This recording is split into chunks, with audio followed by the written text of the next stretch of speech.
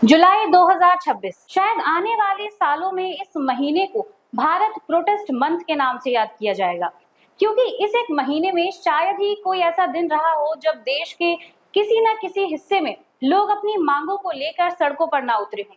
कहीं छात्र शिक्षा व्यवस्था के खिलाफ प्रदर्शन कर रहे थे, कहीं किसानों ने एमएसपी की कानूनी गारंटी की मांग को लेकर आवाज बुलंद की, तो कहीं लद्दाख के लोग अपने अधिकारों की लड़ाई लड़ रहे थे।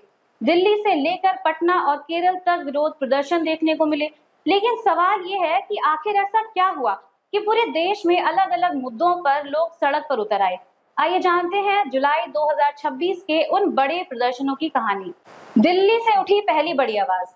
इस पूरी कहानी की सबसे ज्यादा चर्चा दिल्ली से शुरू हुई। हालांकि इसकी नींव मई 2026 में ही पड़ चुकी थी, जब नीट यूजी पेपर लीक के आरोप सामने आए। लाखों छात्रों के भविष्य पर सवाल खड़े हुए और सरकार ने दोबारा परीक्षा कराने का फैसला लिया। लेकिन छात्रों का कहना था कि सिर्फ री एग्जाम से न्याय नहीं मिलेगा, बल्कि पूरे सिस्टम की जवाबदेही तय होनी चाहिए। इसी बीच सोशल मीडिया पर सीजेपी यानी कॉकरोच जनता पार्टी तेजी से चर्चा में आई और देखते ही देखते यह युवाओं की आवाज बन गई। जुलाई में जंतर मंतर आंदोलन का केंद्र बना। हजारों छात्र दिल्ली पहुंचे, संसद चलो मार्च निकला, पुलिस और प्रदर्शनकारियों के बीच झड़प हुई, आंसू गैस चली, कई लोग घायल हुए और पूरा देश इस आंदोलन को देखता रह गया। दिल्ली से निकली चिंगारी पटना तक पहुंची। दिल्ली में आंदोलन तेज हुआ तो उसकी गूंज बिहार तक भी पहुंच गई।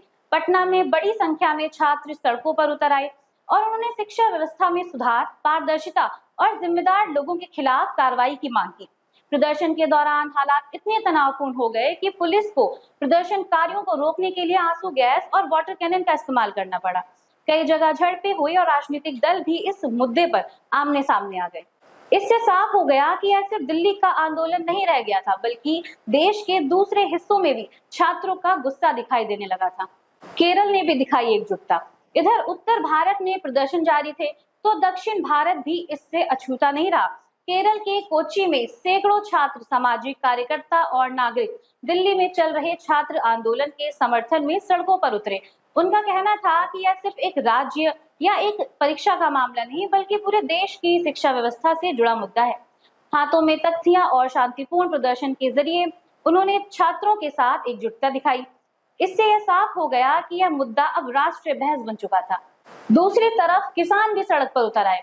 इसी दौरान देश के कई हिस्सों में किसान भी अपनी पुरानी मांगों को लेकर आंदोलन कर रहे थे। उनकी सबसे बड़ी मांग थी कि न्यूनतम समर्थन मूल्य यानी एमएसपी को कानूनी गारंटी दी जाए, ताकि किसानों को उनकी फसल का उचित दाम मिल सके। किसानों का कहना था कि जब तक एमएसपी कानून लागू नहीं होगा, तब तक उनकी आर्थिक सुरक्षा सुनिश्चित नहीं होगी। यानी एक तरफ छात्र अपने भविष्य को लेकर सवाल उठा रहे थे, तो दूसरी तरफ किसान अपनी आजीविका और खेती को बचाने की लड़ाई लड़ रहे थे। लद्दाख की लड़ाई अभी भी जारी है। अगर हम जुलाई 2026 की बात कर रहे हैं, तो एक और आंदोलन लगातार चर्चा में रहा और वह था लद्दाख का आंदोलन। हालांकि यह आंदोलन नया नहीं था, बल्कि 2021 से चल रहा था। लद्दाख के लोग राज्य का दर्जा, छठी अनुसूची के तहत संवैधानिक सुरक्षा और स्थानीय लोगों के अधिकारों की मांग कर रहे थे। इस आंदोलन के दौरान कई बार प्रदर्शन और अनशन हुए, जिनमें सोनम वांगचुक सबसे प्रमुख चेहरा बनकर सामने आए। जुलाई 2026 में भी उनकी आवाज और लद्दाख की मांगे राष्ट्रीय स्तर पर चर्चा का विषय बनी रही थी। फिर आया सबसे बड़ा मोड़। लगातार विरोध प्रदर्शनों, छात्रों के दबाव और बढ़ती राजनीतिक चर्चा के बीच सबसे बड़ा घटनाक्रम तब सामने आया जब केंद्रीय शिक्षा मंत्री धर्मेंद्र प्रधान ने अपने पद से इस्तीफा दे दिया। इसके कुछ ही समय बाद प्रहलाद जोशी को शिक्षा मंत्री का अतिरिक्त प्रभार सौंप दिया गया। इस फैसले के बाद कई छात्रों ने इसे अपनी लड़ाई की एक बहुत बड़ी उपलब्धि बताया, जबकि सरकार ने इसे प्रशासनिक फैसला कहा। लेकिन इतना जरूर था कि जुलाई 2026 का यह आंदोलन देश की राजनीति और शिक्षा व्यवस्था पर गहरी छाप छोड़ चुका था। अगर पूरे जुलाई 2026 को एक लाइन में समझना है, तो शायद यही कहा जाएगा कि इस महीने देश के अलग अलग हिस्सों में मुद्दे अलग थे, लेकिन लोगों की भावना एक जैसी थी। अपनी बात सरकार तक पहुंचाना और जवाब मांगना। कहीं छात्र अपने भविष्य के लिए लड़ रहे थे, कहीं किसान अपनी फसल की कीमत के लिए, तो कहीं लद्दाख के लोग अपनी पहचान और अधिकारों के लिए। अब सबसे बड़ा सवाल यही है, क्या इन आंदोलनों के बाद सिर्फ चेहरे बदलेंगे या व्यवस्था में भी बदलाव देखने को मिलेगा? अपनी राय कमेंट्स में जरूर बताएं।